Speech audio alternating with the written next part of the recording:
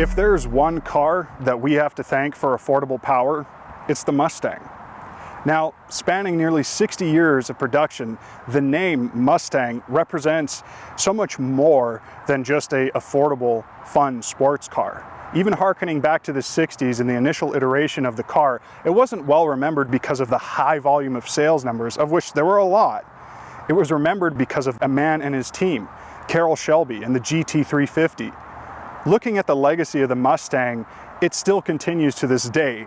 And during the generation of this car, this one in particular was uniquely special. Not because it was a revolutionary design and body style, but it was something different, something that had incredible performance. This is the SVT Cobra Terminator.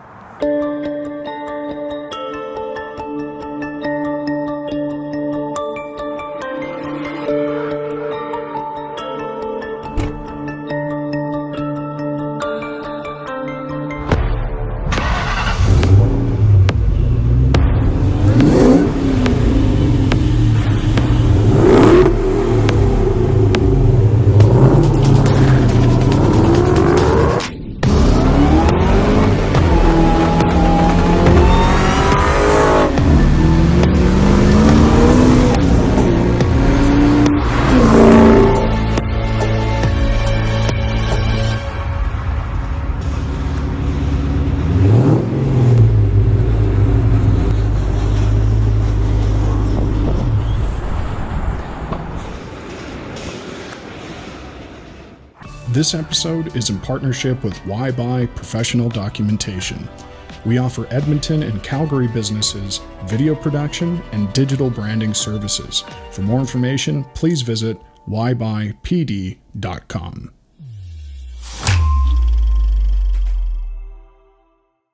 When the SN95 platform arrived and the new body style for the Mustang replaced the Fox body, which was already very successful, it was kind of a dramatic shift, something that looked sportier, something that looked more sleek with a longer nose. This new body style was really a completely new direction for Mustang. But it wasn't until 1999 until this generation would see not just a facelift, but a huge bump in performance.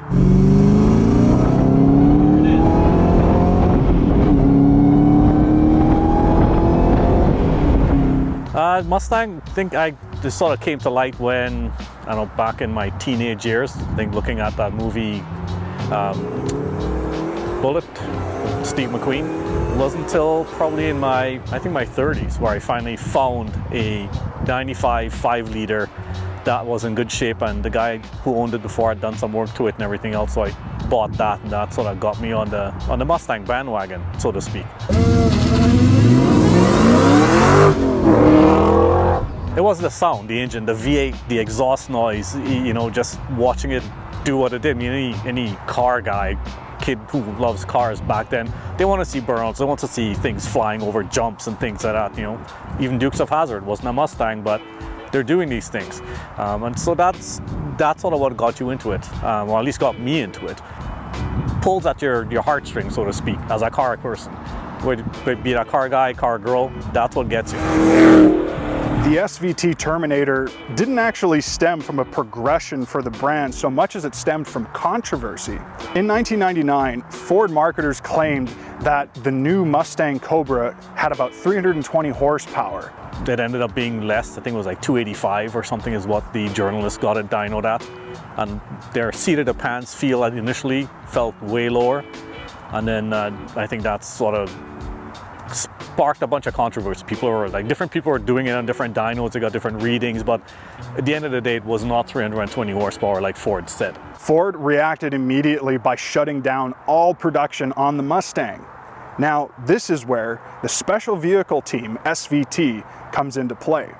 They would start working on something not just to address the problem, but build something iconic. When SVT revealed the reimagined Mustang, it didn't address some styling cues alone. This thing addressed power in a big way. You have to think, the Mustang was already a beautiful design, but they added a massive aero wing for downforce, huge side-piped exhaust so you could hear the engine more, a massive hood bulging scoop. The inside was gutted. This thing was looking like a race car, and it was. 385 horsepower from a 5.4 liter V8 robbed out of the Lightning. They essentially took the blower off, put a naturally aspirated V8 into the Cobra R, and this thing was awesome. But what's the problem? Well, they only made 300 of these cars, and they are extremely rare. It wasn't long after that SVT would launch the Terminator. This car was giving not just enthusiasts what they wanted from a Mustang, but it was redeeming the Mustang name.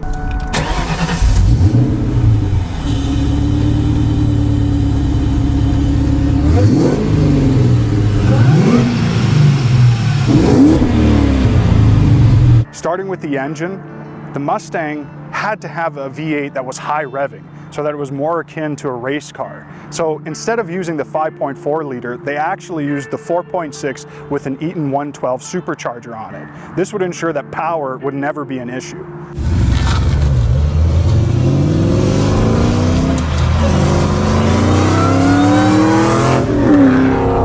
Reliability, on the other hand, was a huge problem during development.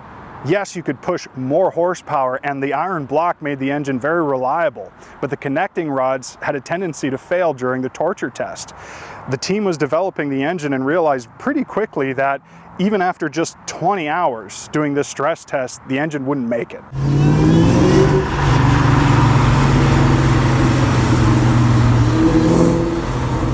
Instead of having to develop an entirely new division making more comparable and capable connecting rods, Ford went to a third party, Manley. Now this solved the problem, but it introduced a new one, cost. Ford was paying about $5 for connecting rods in the engine that they were making in-house, but when they were buying them from Manley, that cost jumped up to nearly $56 a connecting rod. So it doesn't sound like a lot, but in the grand scheme of everything, keeping the costs low was very important. You got to remember, the Mustang represents affordable power, so they did make some compromises elsewhere. Oh, I think the Terminator as a follow-up was probably, it couldn't be any more perfect. Yeah, the 99 to 01, the learnings from that, building the 2000 Cobra R, and then applying it into that the Terminator platform, I think it was perfect timing. Off the factory showroom floor, the cars were very capable cars for the time. Depending on who you talk to, on forums you follow, some people said it's supposed to be the Corvette killer, and that's why they called it the Terminator. There's out to terminate the Corvette at the time. Don't know if that's true or not, but I think it's quite cool that every Ford SVT vehicle seemed to have a nickname for it. When Ford marketers revealed the Terminator, they claimed that this new Mustang was producing about 390 horsepower, and journalists couldn't wait to get their hands on it, dyno test it, and prove yet again that Ford was lying about the horsepower. Well, they were sort of right.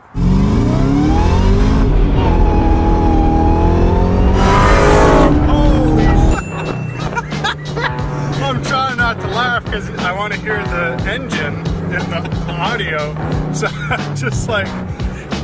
To put it in perspective, cars that had that kind of horsepower at the time were very few in number. In fact, Ferrari's new Ferrari 360 had about 395 horsepower, incredibly close. Could you really imagine a Mustang having the same horsepower as a Ferrari? When journalists finally poked their nose in to see how much power was this car actually producing, well, Ford did lie. But it was kind of the opposite direction. It wasn't 390 horsepower like their marketers said. It was closer to about 460. That's insane. This is the first supercharged muscle car from Detroit. This is the car that nobody saw coming, but everybody wanted.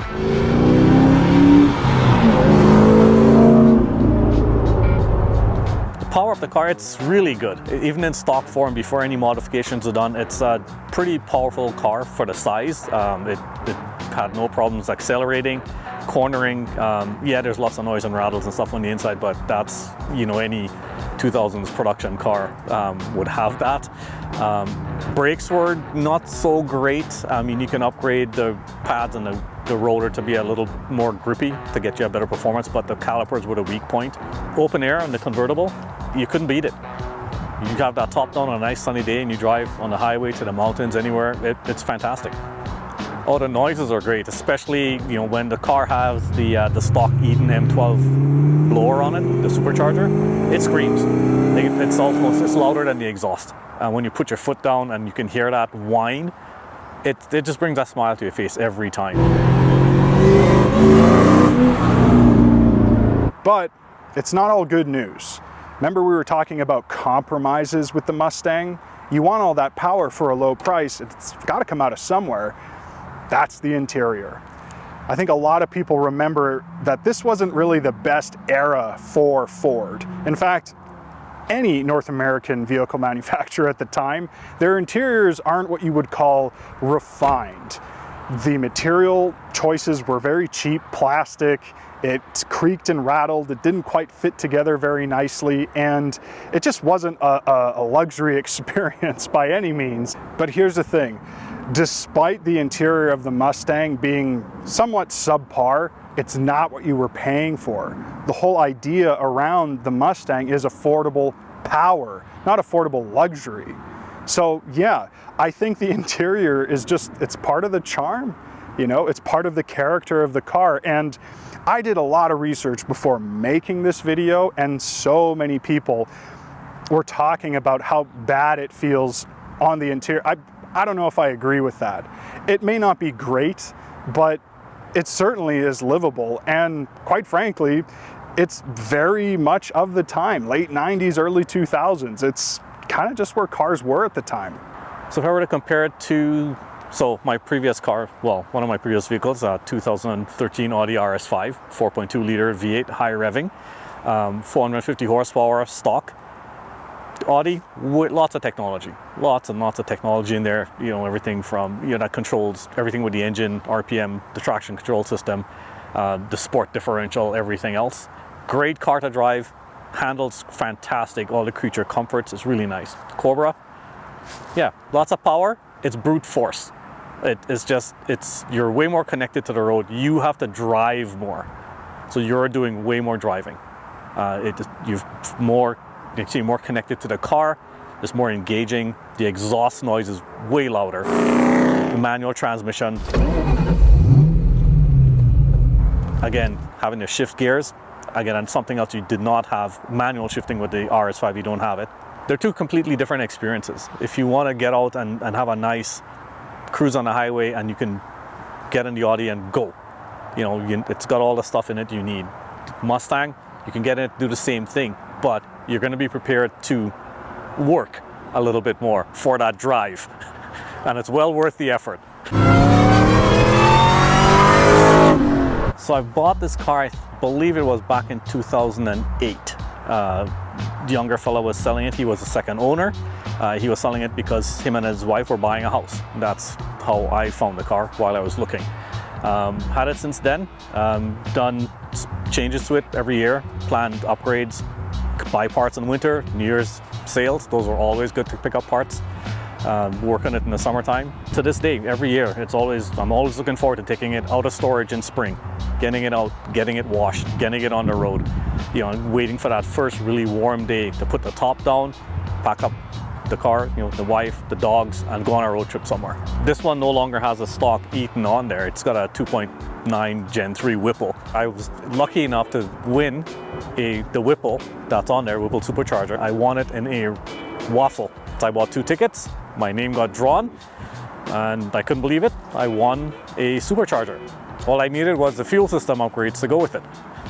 So that winter I picked up all the parts, and the next spring, once the car was out of storage, I picked up the Whipple, got the fuel system, and started working on getting all the upgrades done.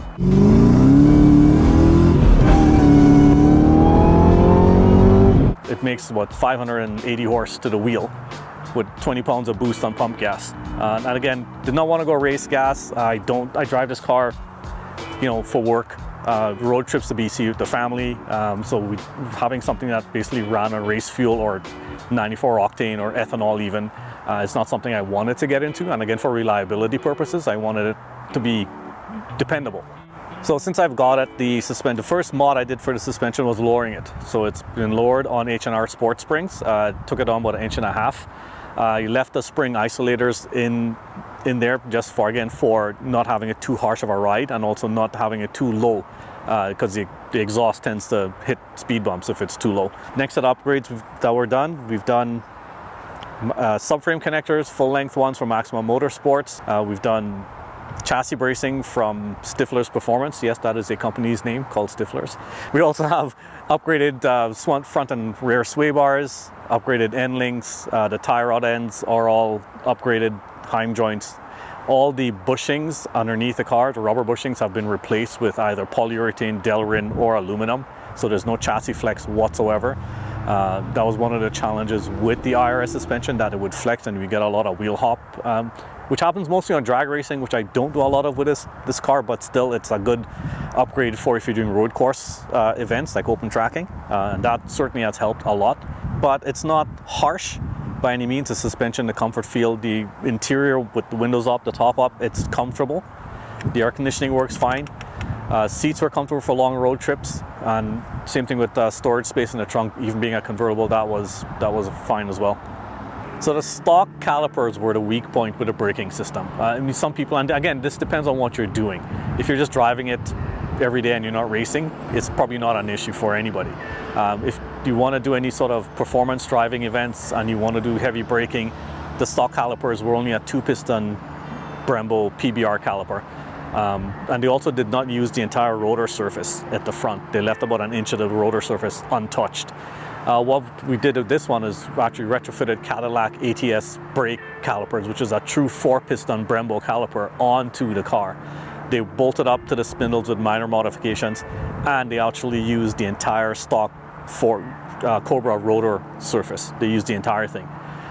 Way better braking, and that combined with the upgraded brake lines, the braided brake lines. Brake feel, it's very, very good. I've done a number of open track events with this thing, and there's literally no brake fade at all with it. One thing we had to add for road trips, especially in the cooler months, was heated seats. With the tops down, you get that a little bit cool air. You put the heated seats on now, it takes that coolness away from your back and your butt as you're driving. But comfort-wise, it handles well. We take trips to BC very often, out to Vancouver Island. I think one of the biggest challenges is just getting on the ferry without having to rip my exhaust off on that ramp. The fuel economy on the highway in 6th gear, it's not fantastic, but it's not horrible. The ergonomics, I guess, again, it's fairly simple. Things are easy to reach. I've never had an issue with the shifter, even the stock one. I know some people may have complained about that in early years, that maybe it's too far of a reach or the throws between gears are too long. That probably is the case. Again, that depends on what you're doing. The dash, again, simple, tach, speedometer. There was one boost gauge on there, but if you modified your vehicle, you would easily pin it because it only was built to do 8 pounds of boost. So this one's disengaged and there's a separate boost gauge for it, which a lot of people do. Everything else was fine. Even the top, when the top is up, the insulation on the top is fairly good. You don't get a lot of wind noise through there. The only downside, I would think, it's some of the rubber stripping around the windows, the weather stripping, they tend to curl away from the window and don't seal quite well, but they're easy enough to get replacements for it. Stock transmission, that's still in there. The clutch, it has been upgraded, replaced the factory clutch, it was worn out. It's got a twin disc McLeod racing clutch in there right now. More geared to track, so it's not always quite happy on the street, stop and go traffic. But it certainly will handle banging gears on the road course or the drag strip very easily.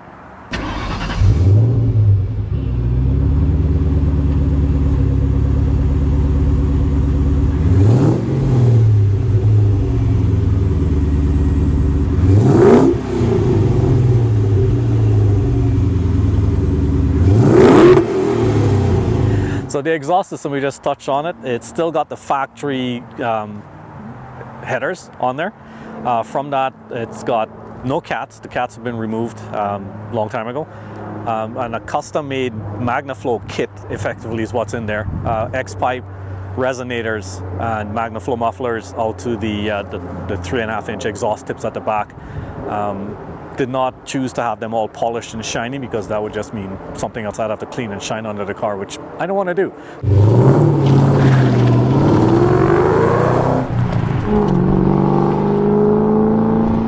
This episode is in partnership with Why Buy Professional Documentation.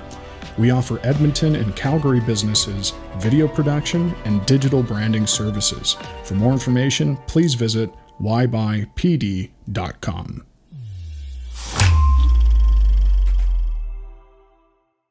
Body is stock for the most part. There's very minor things on there. Converted headlights to LEDs, fog lights to LEDs. There's some badging changes, so you'll notice the running horse at the front is no longer there, and we now have a snake. The Ford badge on the trunk has been relabeled as Terminator. The side lights on the bumper at the back, behind the back tire, those have been converted to LED functional lights. They were just a reflector before. And the hood vents on the hood, the factory ones, have been replaced with track spec vents that are a little more functional, to get a little more air out of the engine, just because with the supercharger and the performance tune, just to keep it cooler on the track. Even to this day, this car, the Terminator, is still holding its value above all of the other Mustangs. Well, maybe except the Cobra R, but good luck finding one of those. And I think the reason is not just because you're getting an amazing styled car, but the performance that you get right out of the box makes it extremely special. That's what makes Mustangs special in general. It's design, power, and accessibility.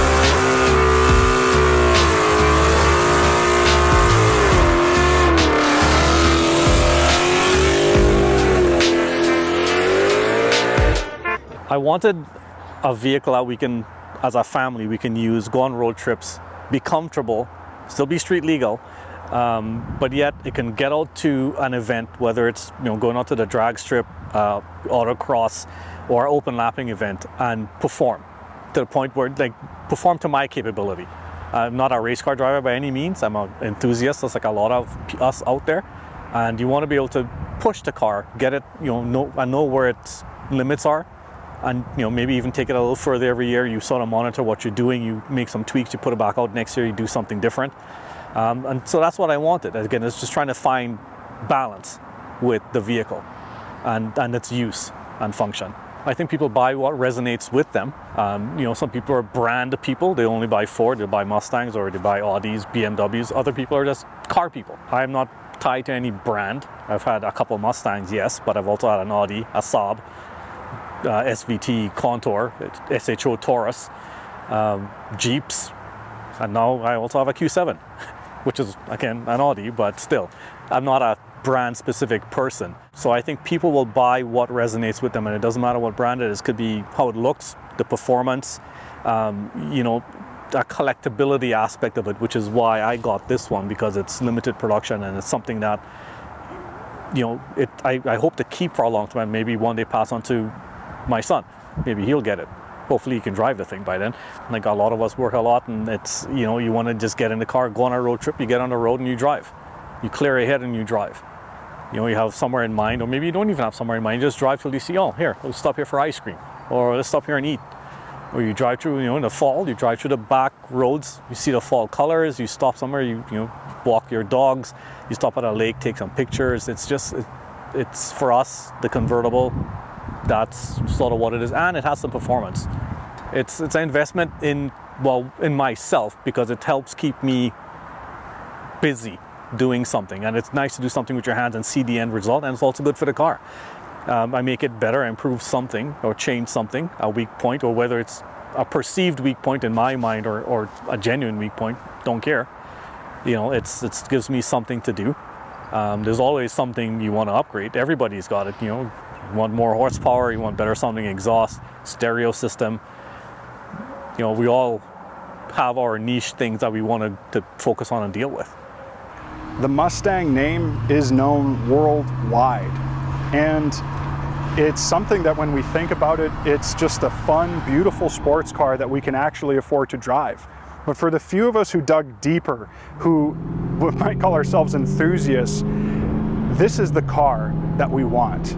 The Terminator isn't just peak Mustang, but it's a collectible that really is just a wolf in sheep's clothing. So if you thought this video was helpful, please like and subscribe, show your support, and thanks for watching. If you look here in the wheel, the center cap, this one's upside down, but these were custom made stick-ons.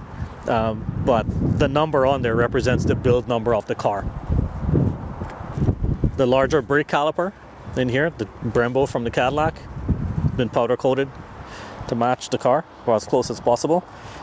Down low, the front mount intercooler has all been upgraded again when the supercharger was upgraded. I upgraded that again to help with engine cooling.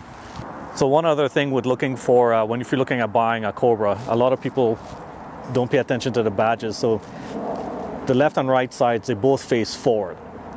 Some of the fake ones, or people who put them on after the fact or try and make their clones, they usually flip the other way, or they forget, or the sides don't match because they don't get mirror image ones from the factory.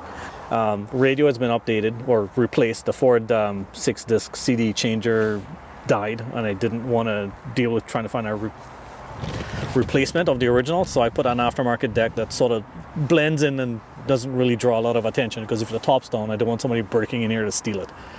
Aftermarket shifter knob and aftermarket shifter. It's got an MGW shifter on the bottom there. Different handle as well. It's a short throw shifter, so there's not a lot of reach between each gear. Some people find them a little notchy. I like it. It seems to work quite well for me. These gauges here around the dash, these are Aeroforce gauges. They hook up to the car's ECM, and they can read multiple parameters at the same time. So right now it's set up for air-fuel ratio on boost on one, and battery and intake temperature on the other. If we take the wind deflector off the rear seats, you can have, two small people back there. In our case, we have two small dogs that sit back there, and the wind deflector helps them a lot. This thing is a godsend on the highway. With the windows up and this flipped up, the air just continues out the back, does not come back around, and it keeps the cabin quite nice and comfortable. You can even have a nice conversation without having too much wind disturbance on you. It's not a special Cobra key. It's not the GT350 with the track key. It's just one key. And if you're looking for, an older, like a classic, it's not classic, maybe in a few years it might be. But if you're looking for an older car, bang for the buck for performance, you can't beat, these Mustangs, even a lot of older, 80s, 90s, 2000 generation vehicles. You bang for the buck, they're usually the best ones to go to work with. And the Mustang is not a bad example. I mean, these things, you can get them, not a Terminator, you can get a GT fairly cheap. These, I've noticed in the last few years, have gone up in value. People are looking to, selling for more money, because I think they're becoming a little more in demand. And some people are asking a little too much money for theirs, because they think they have these ultra rare things, or they want the money they've put into it and all these upgrades, which it may or may not always work in your favor that way. I think the one thing, get the VIN number. Make sure you can get a VIN number, run it, make sure it's a genuine Terminator. There's a lot of people out there who make clones.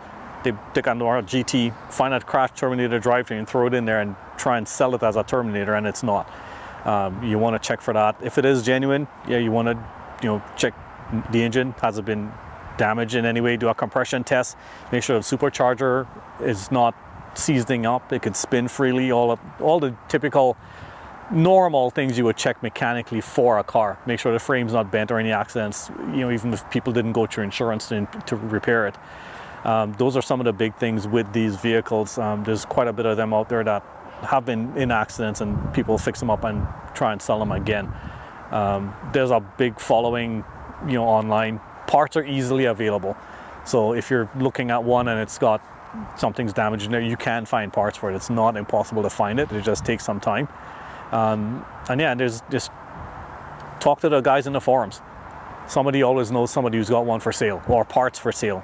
Because like with mine, there's been a lot of upgrades. A lot of the stock parts I had sitting around for a long time because I didn't know if I wasn't sure, well, am I going to keep it or not? The stock pieces, I ended up selling them. So you get a replacement Eaton blower, stock suspension components, things like that you can always pick up if you're not into modifying your car and you want to keep it up, like authentic or original. You can get that. In a few words, what's it like working with Why-Buy? It's been great. He's quite entertaining.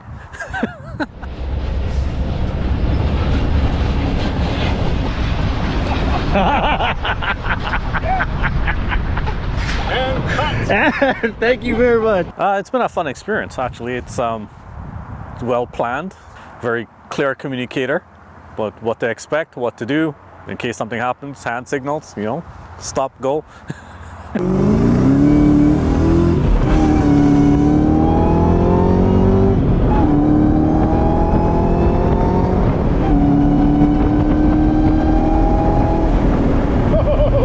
That was Bad great. for a 20-something-year-old car. No kidding. Woo! I did not expect that.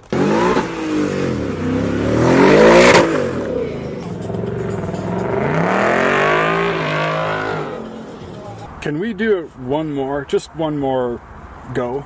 Sure.